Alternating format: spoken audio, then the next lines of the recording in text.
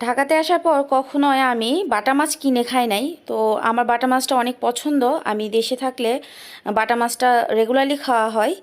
তো আসসালামু আলাইকুম, আপনারা সকলে কেমন আছেন? আশা করি সকলে অনেক ভালো আছেন এবং সুস্থ আছেন।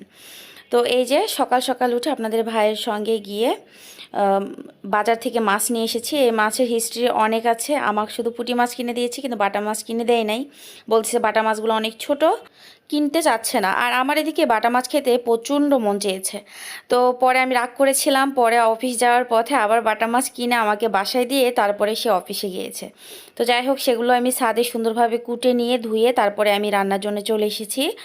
এখন এখানে আমি রান্না করব পুঁই শাকের বিচি ভাজি, আর করব আপনার যে বাটা মাছটা, টাটকা বাটা মাছ দেখলেন, সেই টাটকা বাটা মাছের আমি ঝোল করব। শুধু শুধু ঝোল করব, মানে একটু ভুনা টাইপ। ভুনা ঠিক না, একটু পাতলা রাখবো। তো যাই হোক, ওইদিকে কিন্তু তেলে জিরা তেজপাতা দিয়ে পেঁয়াজ কাঁচামরিচ দিয়ে ভাজিটা করে নিব।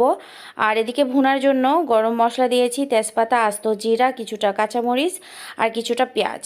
তো পেঁয়াজ সব কিছু আপনাদের তরকারি যতটুকু রান্না করবেন ততটুকুর উপরে ডিপেন্ড করে সব কিছু দিতে হবে। কারণ আমার রান্নার পরিমাপ আর আপনার পরিমাপ এক নাও হতে পারে, যার কারণে ঝাল লবণের পরিমাপটা আমি কখনোই বলি না। জাস্ট আমি আপনাদের সঙ্গে কিছু কথা এবং কিছু রান্না শেয়ার করি যাতে আপনাদের ভালো লাগে বা ভালো লাগানোর জন্য।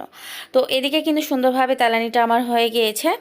আমি হলো ওই যে আপনার পুঁই শাকের বিচি আর নতুন আলু এগুলো দিয়ে ভাজিটা বসিয়ে দিয়ে এদিকে কিন্তু আবার হলো মাছের ঝোলে যে ভুনার বসিয়ে দিয়েছি বাগারটা, সেটা আমি ভালোভাবে করে নিচ্ছি, মশলাটা কষায় নিচ্ছি।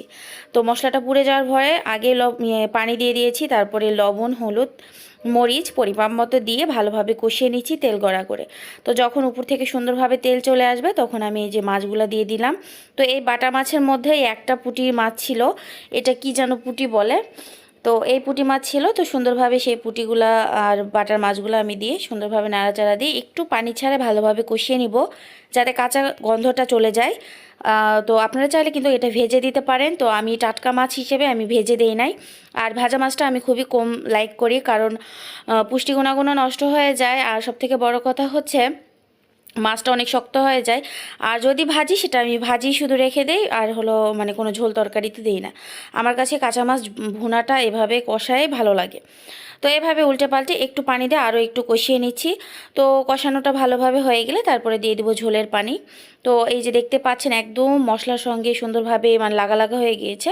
এখন আমি এখানে ঝোলের পানি দিতে পারবো, মানে পারফেক্ট কষানো আমার হয়ে গিয়েছে। তো এখন এই যে ঝোলের পানি সামান্য একটু দিয়ে দিলাম, ভালোভাবে ফুটে আসলে রান্নাটা আমার একদম হয়ে যাবে। শুধু টালা জিরা দিয়ে নামিয়ে নেব। আর ওই পাশে কিন্তু আমার আলু আর পুঁই শাকের বিচিটা ভালোভাবে ভাজা হচ্ছে। তো পুঁই শাকের বিচি আধা কেজি ছিল, আর 4-5টা আলু দিয়ে সুন্দরভাবে ভেজে নিচ্ছি। তো এই বিচি ভাজিটা আপনাদের ভাই অনেক পছন্দ করে, আর বাজারে দেখলে ওর জন্য নিয়ে আসতে হবে। যদিও আজকে বাজারে পুঁই শাকের বিচিটা খুবই মানে ভালো ছিল না, মানে যতটুকু ছিল ততটুকুই নিয়ে এসেছি।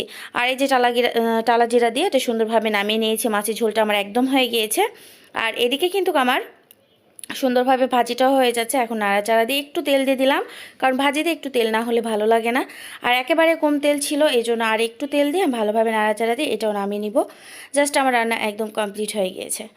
তো এই যে আমি ফাইনাল লুকটা আপনাদের সঙ্গে শেয়ার করতেছি। আমার চ্যানেলে নতুন হয়ে থাকলে প্লিজ ফলো দিয়ে আমার পাশে থাকবেন, ইউটিউবে সাবস্ক্রাইব করে রাখবেন। দেখা হচ্ছে নেক্সট ভিডিওতে। ততক্ষণ পর্যন্ত আপনারা সকলে ভালো থাকুন, সুস্থ থাকুন, আমার জন্য দোয়া ও ভালোবাসা রাখুন। আল্লাহ হাফিজ, আসসালামু আলাইকুম।